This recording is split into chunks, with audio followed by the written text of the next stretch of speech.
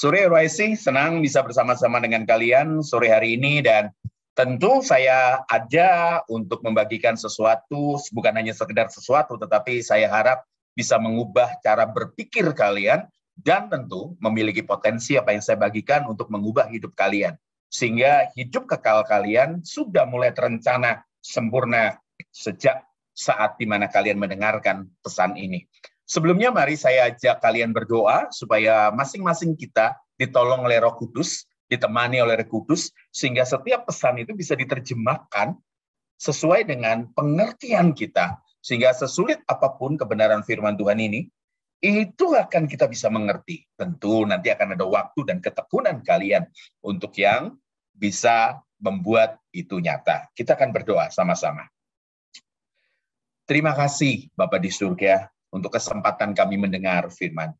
Terima kasih untuk kami diarahkan menuju hidup kekal kami. Merencanakan segala sesuatu dengan baik selagi ada waktu.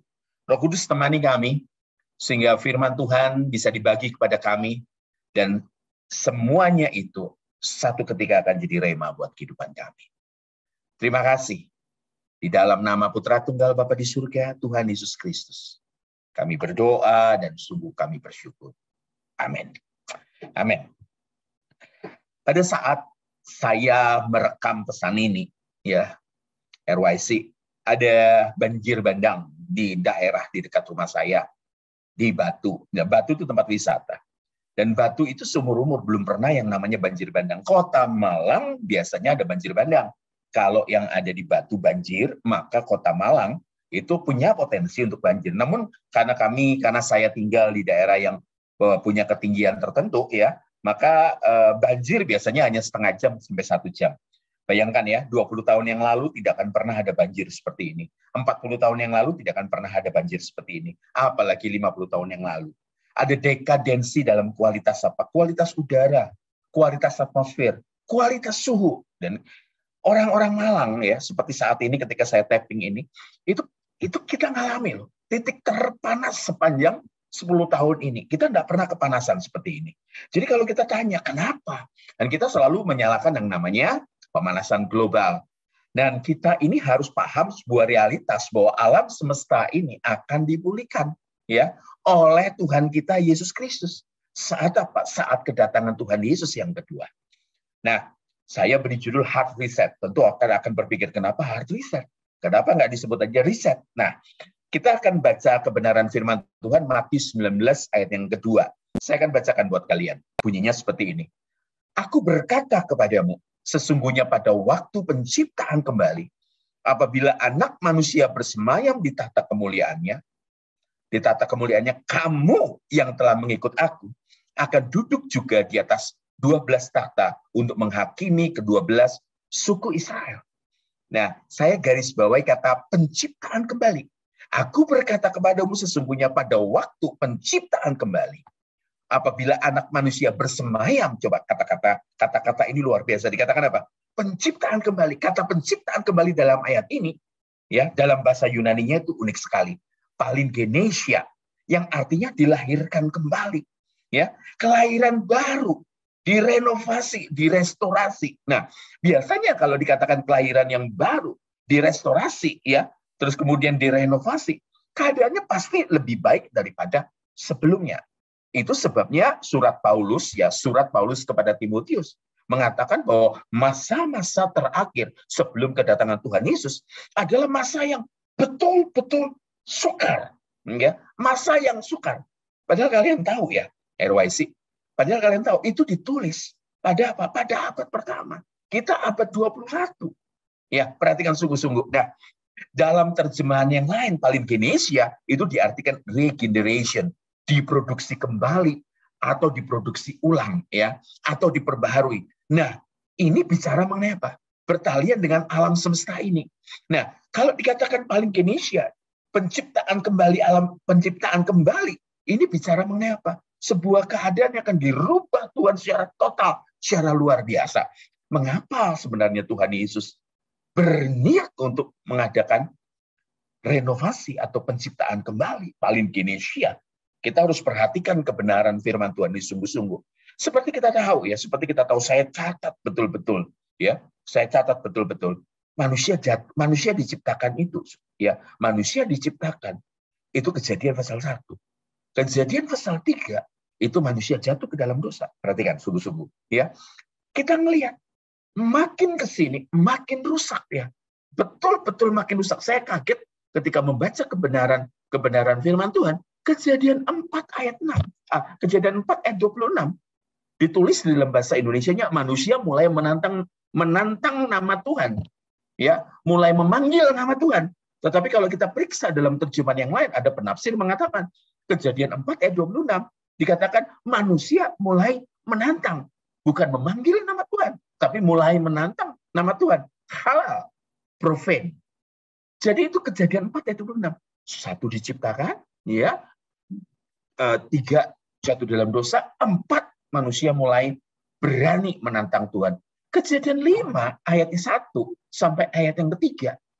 Manusia bukan lagi apa? Serupa dan segambar dengan Allah.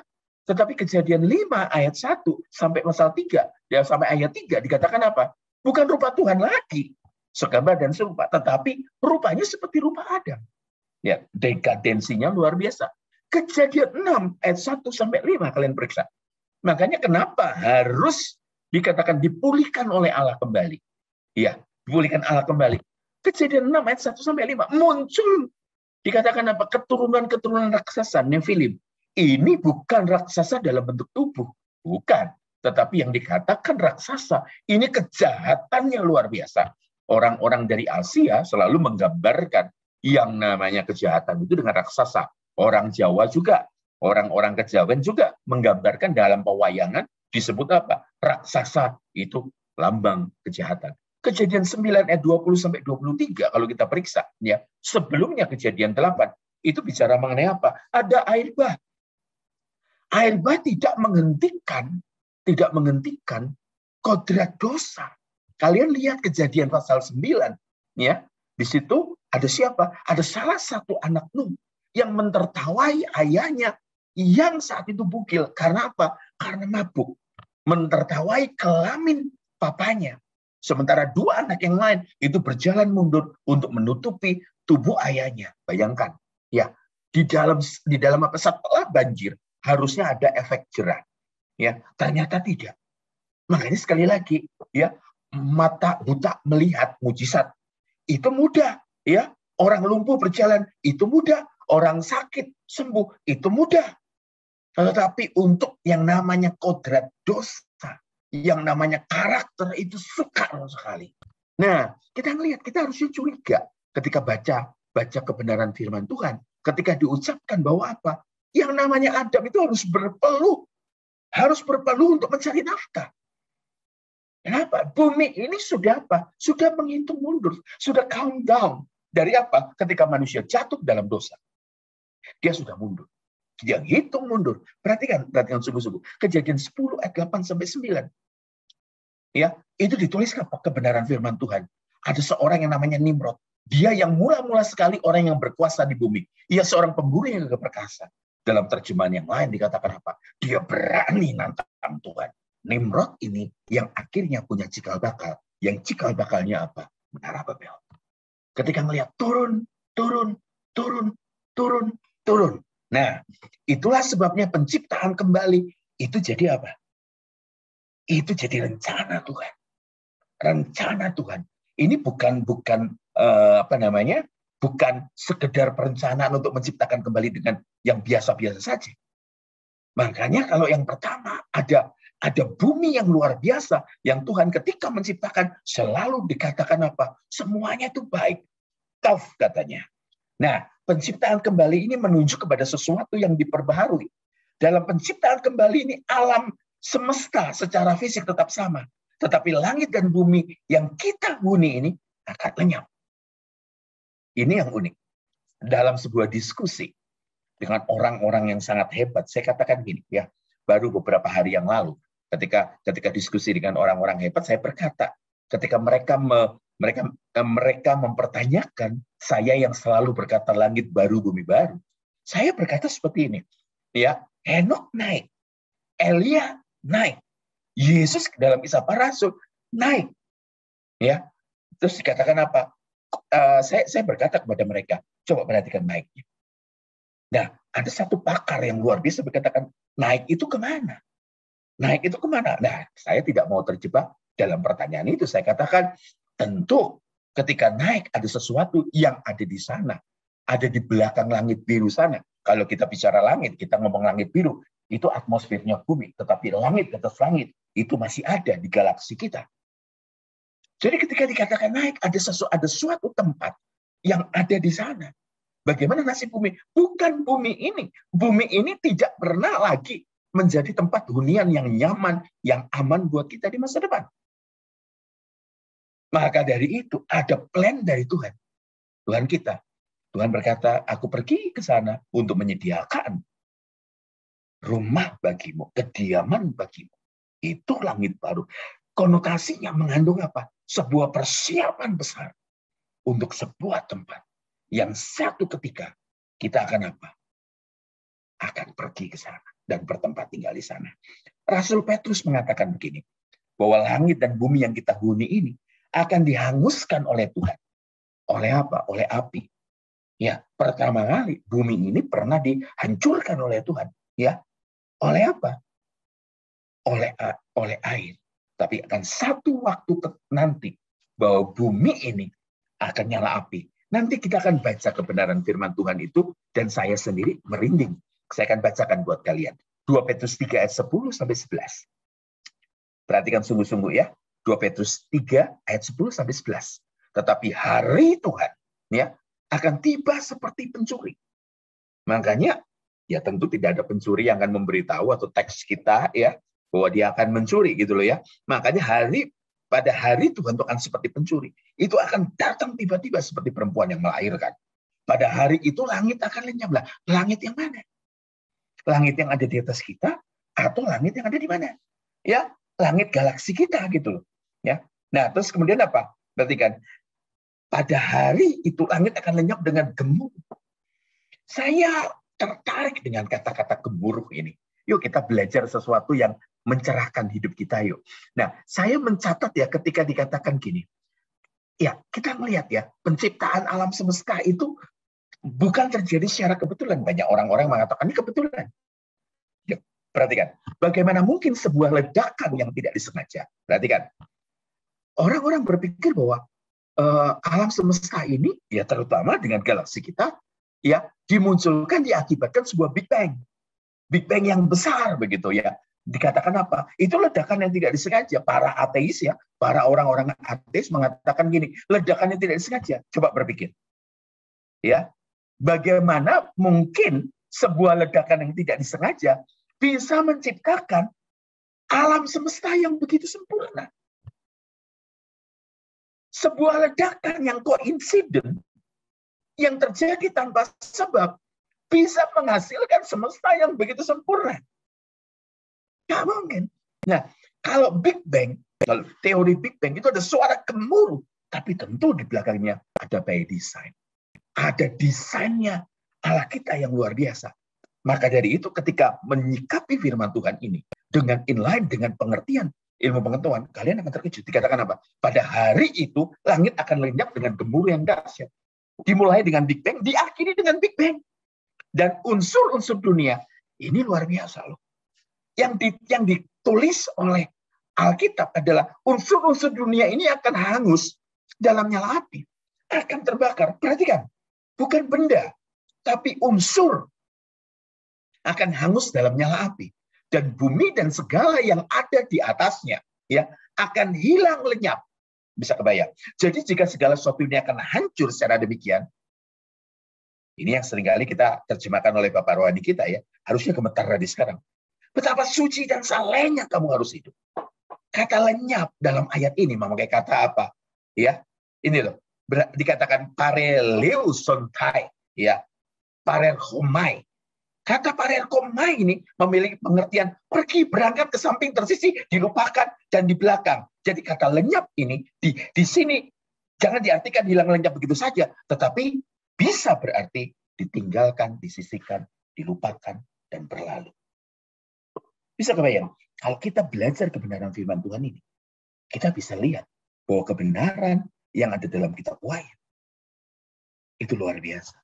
Dikatakan apa? Akan ada lautan api.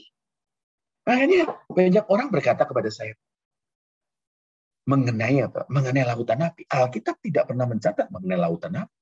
Alkitab mencatat mengenai danau api. Kata lautan itu talasa, ya, talasa. Tapi Alkitab mencatat dengan apa? Danau api. Kalau talasa, kita tidak akan melihat korelasinya terbakarnya unsur bumi dan alam semesta ini akan terbakar. Galaksi kita akan terbakar. Tidak ada korelasinya. Tetapi kalau kita belajar mengenai limne tuburos, kita akan merinding. Unsur yang terbakar. Andai kata bumi terbakar, matahari terbakar, dan galaksi kita dengan sangat banyak matahari ini terbakar, maka akan terjadi apa? Lelehan. Semua akan meleleh menjadi satu. Dan bentuknya seperti apa? Seperti mangkuk. Seperti mangkok. Ya, mangkok yang terbuka ke atas. Dan kalau kita melihat kalau kita teliti, maka seperti inilah bentuk danau.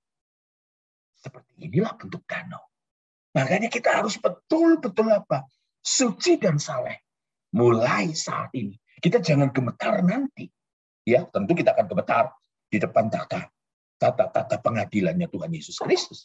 Tapi kita mulai gemetar dari sekarang. Kenapa? Kalau gemetar dari sekarang, kita mempersiapkan diri untuk hari yang dahsyat itu. Jadi pemulihan segala sesuatu diciptakan yang entah nanti di satu tempat. Ya, entah itu di tempat, entah di galaksi kita, entah di satu tempat. Di situ kita akan bertempat tinggal. Kita akan lihat akan Yerusalem baru tempat pemerintahan dari Tuhan Yesus Kristus akan turun. Itu luar biasa. Jadi saya harus berkata, bila langit dan bumi ini akan lenyap, maka menunjukkan bahwa surga tidak berada di bumi ini. Jadi kalau ada orang mengatakan, surga ya bumi ini akan dipulihkan, tidak. Ya, walaupun kita melihat pemanasan global, terus kemudian bocornya ozon, sepanjang pandemi itu tertolong sekali. Ada beberapa lubang ozon yang ada di atasnya atmosfer, itu menutup kembali. Tetapi akankah lebih baik? Tidak. Kita lihat sampah plastik kita di lautan. Ya. Terus kemudian kita melihat banyak sekali yang mengerikan. Dan yang namanya nuklir, yang namanya ada banyak hal menggelisahkan. Peperangan selalu dan tidak menyelesaikan masalah. Kalian berpikir ada dikatakan apa mobil listrik, sepeda motor listrik menyelesaikan segala sesuatu? Tidak, kita mesti lihat. Ya, dikatakan oh ya energi bersih. Ya energi bersih, tapi kita mesti lihat. Ya, untuk menjadikan listrik, tenaga apa yang dipakai? Makanya lama-lama bumi ini akan jadi tempat tinggal yang tidak nyaman. Apalagi dengan apa? Dengan keberadaan dosa. Yang luar biasa, makin ekspor. Makin lama makin ke sini, makin apa? Makin menuju pada puncaknya. Jadi mari kita lihat dengan kacamata yang luar biasa, dengan kacamata kekal, ya. Nah, kalau Tuhan menyediakan tempat bagi kita, kalau Ia sudah menyediakan tempat bagi kita, Ia akan datang kembali untuk membawa kita ke sana, supaya di mana Dia berada, kita juga berada. Nah, pasti banyak pertanyaan. Wah, Tuhan memulihkan. Tapi Tuhan memulihkan, itu memberikan sebuah tempat yang sama sekali baru. Sama sekali baru. Ya, tempatnya seperti apa? Tubuhnya seperti apa? Tubuh kita seperti Adam ketika belum jatuh ke dalam dosa. Tubuh kemuliaan. Tentu dengan DNA yang sempurna. Tentu dengan alam yang sempurna. Tentu ada seni. Tentu ada aktivitas. Tentu ada keluar biasa. Tentu ada pemerintahan. Ya, makanya sekali lagi, jangan berkata kalau nanti di surga hidupmu selesai, engkau hanya nari-nari, nyanyi, nari-nari di sekeliling tahta. Tidak. Dikatakan bumi yang baru, langit yang baru, tempat kita bisa mengeksplor kehidupan dengan maksimal. Bumi ini bukan rumah kita. Nah, bila kerajaan Tuhan Yesus bukan di bumi ini, bukan dari bumi ini, maka sebagai orang percaya seharusnya kita tidak menaruh pengharapan kita pada perkara-perkara di dunia. Ya, harusnya selama kita ada di dunia, kita memindahkan hati ke surga dengan penuh kesadaran. Ini keren banget ya. Ini keren banget. Dikatakan apa? Pemulihan segala sesuatu yang Tuhan janjikan bukanlah pemulihan yang berkaitan. Dengar. Ya. Pemulihan yang Tuhan janjikan itu bukan pemulihan ekonomimu, bukan pemulihan kesehatanmu, bukan memulihkan jodohmu, atau suatu ketika kamu bisa dapat jodoh dengan cepat, bukan. Permasalahan-permasalahan hidup kita di dunia ini dapat kita selesaikan kalau kita hidup bertanggung jawab. Ya, mau sehat, olahraga, mau sehat, jaga makanan, ya, mau lulus, belajar, gitu loh. Mau karir, sekolah yang benar. Mau jodoh yang baik, buka mata lebar-lebar. Seperti itu. Bila kita rajin bekerja dan mengembangkan potensi, maka kondisi ekonomi kita akan semakin baik. Ada startup, ada apa, lakukan semuanya dengan baik. Sebenarnya ada banyak potensi. Saya nggak percaya ada seseorang yang lahir nggak bawa apa-apa, pasti bawa apa-apa. Nah, disinilah. Ya, bila kita juga jaga makanan, seperti saya katakan tadi, pola makan dan rajin olahraga, maka kita akan sehat. Itu sebab-sebab akibat. Demikian juga dengan permasalahan hidup lainnya. Itu sebabnya seharusnya kita menaruh pengharapan kita hanya kepada Tuhan dan kerajaan. Berarti kan kita udah ngitung mundur. Kita hitung mundur. Memiliki kerinduan, memindahkan hati ke surga. Memiliki kerinduan akan kedatangan Tuhan Yesus yang kedua kali. Amatlah penting bagi kita. Bagi orang lain mungkin sebuah ketakutan. Ya, sebuah ketakutan. Tapi bagi kita, itu sebuah pengharapan yang luar biasa. Makanya saya ketemu dengan orang di berbagai negara. Orang-orang yang cinta Tuhan dengan sesungguhnya tanpa modus. Mereka selalu berkata, saya rindu bertemu dengan Tuhan.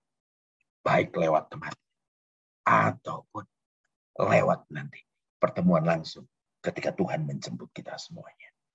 Ini luar biasa. Sebab ketika Yesus datang untuk yang kedua kali, Ia akan memulihkan segala sesuatu. Seperti saya katakan tadi, Tuhan akan memberikan kita tubuh kebangkitan. Ya, langit baru, ya dikatakan dengan tubuh kebangkitan dan langit baru, bumi baru, kita akan melayani Yesus selama-lamanya. Kita juga tidak akan mengalami sakit penyakit, penderitaan dan kematian. Ini yang jadi pokok utama pengharapan kita, yaitu pemulihan segala sesuatu atas alam semesta ini dari Tuhan. Nah, perhatikan sungguh-sungguh. Saya betul-betul mengharapkan kalian ada di sana nanti. Ya, di sebuah tempat yang luar biasa indah. Ada gunung, ada salju, ada. Saya tidak bisa bayangkan, ya imajinasinya seperti apa, tetapi luar biasa. Nah, perhatikan sungguh-sungguh. Jadi kalau kita mengerti yang namanya langit baru, bumi baru, itu dimulai dari mana? Rencana Tuhan untuk apa? Memulihkan segala sesuatu. Karena bumi sudah rusak, maka Tuhan perlu hard reset. Hard reset dengan cara tidak memulihkan bumi. Tidak memulihkan bumi. Tidak memulihkan galaksi. Tapi melenyapkan dengan api sampai unsur terkecil. Namun, Tuhan menyediakan sebuah tempat di sebuah tempat di sana. Yang namanya langit baru, bumi baru. Kita akan ke sana. Jaga hidup sungguh-sungguh. Mulai dari sekarang. Bangun rasa gentar kepada Tuhan dari sekarang. Sehingga engkau betul-betul mengejar kekudusan. Hidup bertanggung jawab. Dan menaruh hati dan pikiranmu pada sebuah tempat yang bernama langit baru. Ya, hiduplah bertanggung jawab. Apa yang harus kau selesaikan, selesaikan. Jangan nyimpen dosa. Selesaikan segala sesuatu. Jadi setiap hari kita punya kesiapan. Setiap hari kita punya kesiapan dan setiap hari kita makin mendekat pada pemulihan segala sesuatu. Dan kalau ini terjadi, hari kedatangan Tuhan itu adalah hari yang paling bahagia. Ayo, sama-sama. Kita akan lihat hard resetnya dari Tuhan. Hard resetnya dari Tuhan. Dan mungkin bisa jadi suatu ketika kita akan lihat di suatu tempat di sana kita akan lihat bumi yang awalnya kita cintai itu akan lenyap. Jadi nyala api. Unsur-unsurnya terbakar. Dan kita melihat danau api itu terbentuk. Surga ada di sana. Menunggu kalian. Tuhan Yesus berkati. Kita berdoa ya. Terima kasih untuk malam ini. Terima kasih untuk hari ini. Kami bersyukur Tuhan. untuk mendengarkan pesan, di mana Tuhan akan memulihkan segala sesuatu. Bumi ini akan lenyap, galaksi kami akan lenyap, dalam api sampai unsur terkecil akan terbakar. Tapi Engkau menyediakan tempat, di satu tempat. Entah di mana Tuhan, tapi kami percaya. Di antara gugusan bintang, kami percaya. Tugas kami adalah mempersiapkan diri. Kami mengejar kekudusan seperti yang Kau harapkan. Kami hidup bertanggung jawab, melakukan semua yang kami lakukan sebagai ibadah kami. Dan tentu kami akan memindahkan hati kami ke surga. Terima kasih Tuhan. Terima kasih Tuhan Yesus. Tuhan dan Juru Selamat kami. Yang memungkinkan segala sesuatu terjadi. Karena pengorbanan Yesus di atas kayu salib. Terima kasih. Dalam nama Tuhan Yesus Putra Tunggal Bapa di surga. Kami bersyukur. Kami akan bersiap. Dalam nama Tuhan Yesus. Amin.